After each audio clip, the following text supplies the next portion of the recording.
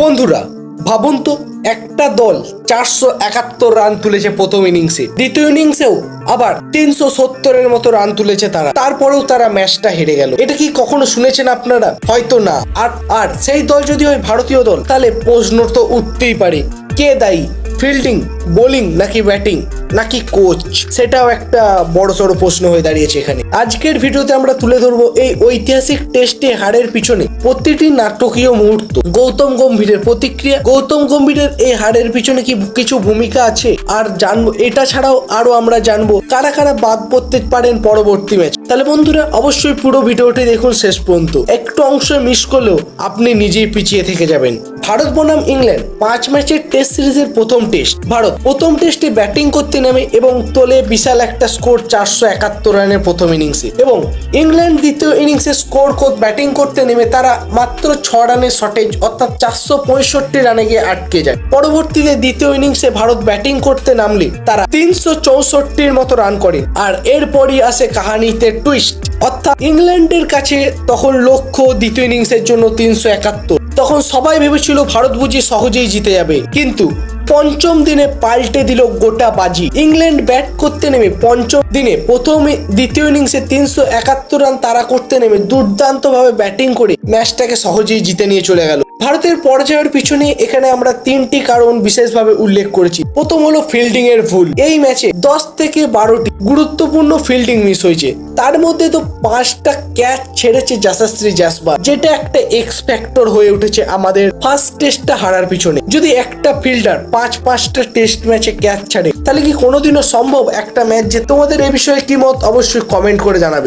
এমনকি ঋষভ পান্ত, রবীন্দ্র জাদেজার মতো বড় সড়ো নামি দামি ফিল্ডারও আগের দিনের ম্যাচে ক্যাচ ছেড়েছে, যেটা অনেকটা হতাশা করেছে বোলারদের সহ আমাদের মতো ইন্ডিয়ান টিমের ফ্যানেদের এবং আমাদের ইন্ডিয়ান টিমের টিম ম্যানেজমেন্টকে। এছাড়াও অনেকবার রান আউট করার সুযোগকেও পাকাপাকি ভাবে তারা কাজে লাগাতে পারেন। অথচ ভারতীয় দলেই রয়েছে দুজন সেরা ফিল্ডিং কোচ, টি দিলীপ আর রায়ান তেন্ডুলকরের মতো দুজন ব্যক্তি, তারপরেও কেন এরকম হচ্ছে সেটা নিয়ে প্রশ্ন উঠেছে বিশেষজ্ঞ মহলে।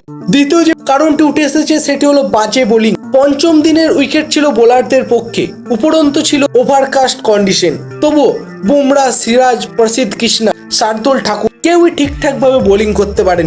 তারা আইপিএল এর টি20 মোডটা থেকে এখনো টেস্ট মোডে হয়তো সুইচই করতে পারেননি বেশিরভাগ জনই। যদিও বুমরা একটা দুর্দান্ত পারফরমেন্স দিয়েছিল প্রথম ইনিংসে, দ্বিতীয় ইনিংসে তার পারফরমেন্স পুরোপুরি ভাবে ফিকে হয়ে যায়। এছাড়াও বুমরা চোটের কারণে শেষের দিকে বিশেষভাবে বলও করতে পারেন। এছাড়াও রবীন্দ্র জাদেজা তার স্লো ভ্যারিয়েশন ব্যবহার না করে দ্রুত ভ্যারিয়েশন ব্যবহার করতে গিয়ে বারবার বড় রান দিয়ে ফেলেছেন আগের দিনের ম্যাচ, যেটা একটা বিশাল বোলিং এর ভুল বলে আমার মনে করা। এখানে একটা বড় প্রশ্ন ওঠে হেড কোচ গৌতম গম্ভীরের। গৌতম গম্ভীর কেন এখানে কোনো ভূমিকা পালন করেনি, সেটা একটা বিশাল বড় প্রশ্ন।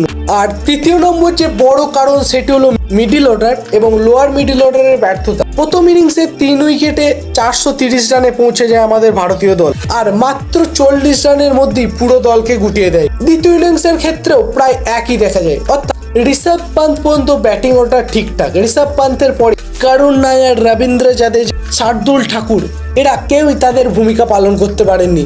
এছাড়া আগের সাই সুদর্শন সে ঠিকঠাক পারফরমেন্স দিতে পারে আগের দিনের ম্যাচের 2টো ইনিংসে, যেটা আরো বড় টার্গেট দেওয়া যেত সেটা আমাদের দিতে পারেনি। এছাড়াও বোলিং ফিল্ডিং ব্যর্থতাতে আমরা আগের দিনের ম্যাচটা হেরে গেছি। তাহলে বন্ধুরা পুরো কারণগুলো তো শুনলেন কেন আমাদের ভারতীয় দল আগের দিনের ম্যাচটি হেরে। তাহলে আপনাদের মতে এই ম্যাচের আসল খলনায়ক কে?